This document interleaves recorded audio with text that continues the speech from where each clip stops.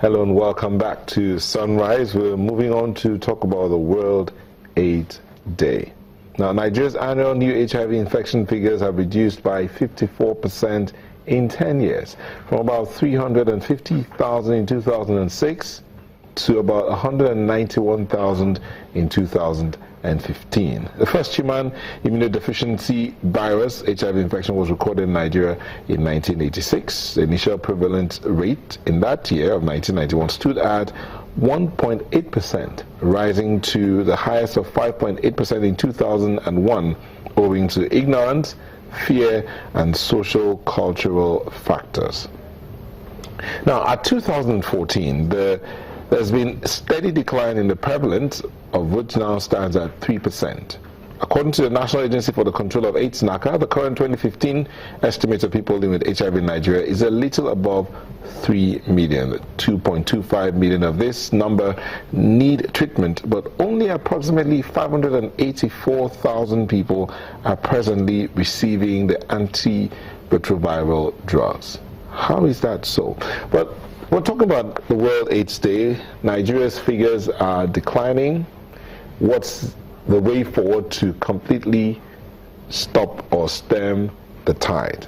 Well, we have Dr. Yinka Falola Anomwa, who's the Assistant Director, Head of Gender and Human Rights Unit, National Agency for the Control of AIDS, NACA, and she joins us from our Abuja studios. Thank you for joining us.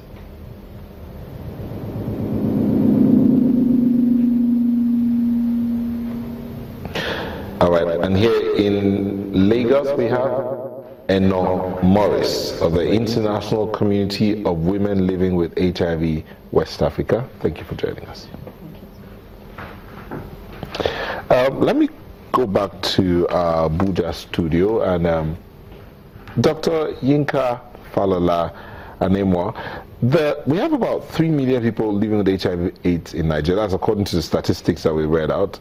We can only cater for 854,000. How is that so?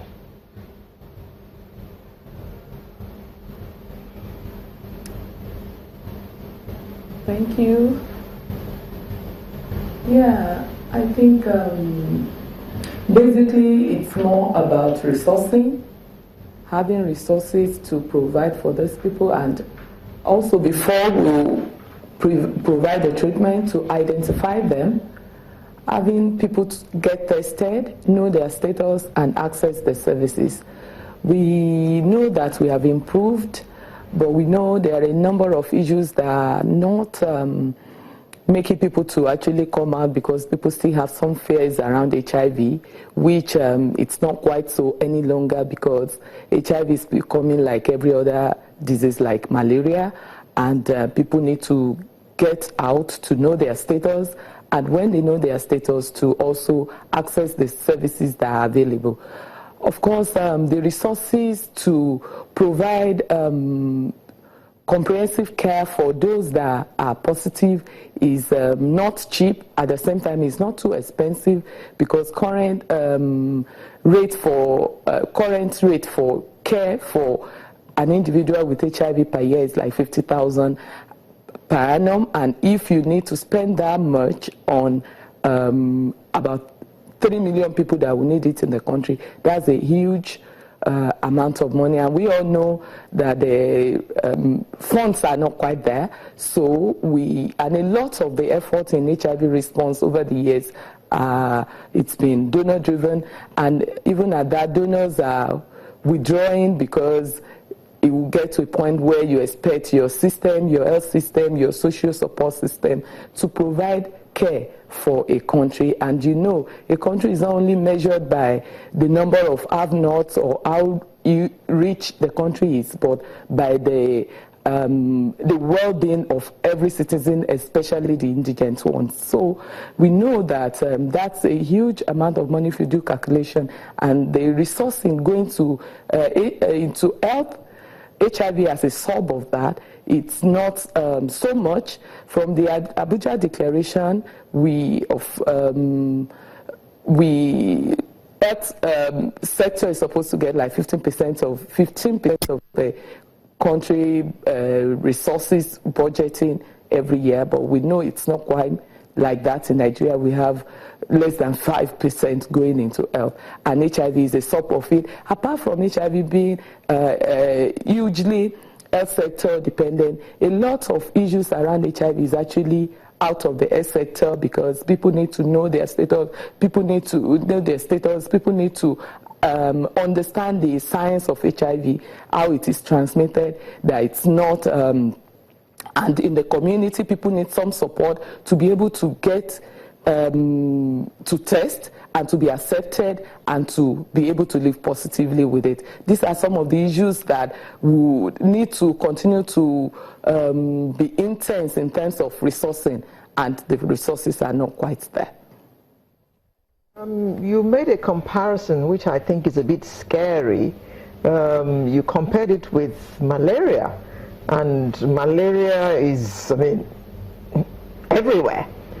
So how do you think we're going to be able to cope with this in light of the fact that, from what you have said, funding is a major issue in looking after people living with the virus?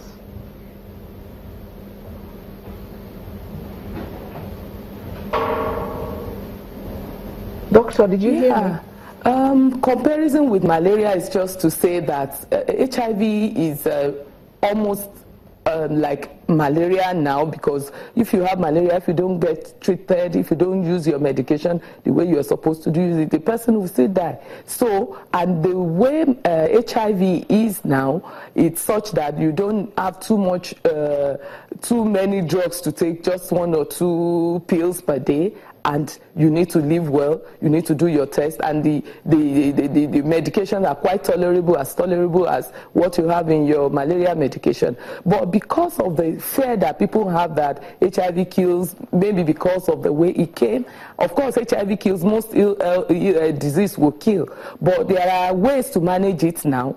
Of course it doesn't have cure, but it could be managed. The virus will be suppressed that you can't even transmit to other people. But for it to get to that level, you first need to know your status. You also need to go by those treatments and keep to it and live with it and be able to do all other things that you need to do in your life. But if you are unable, if you don't keep by those rules and you don't know your status, of course it's something that could kill.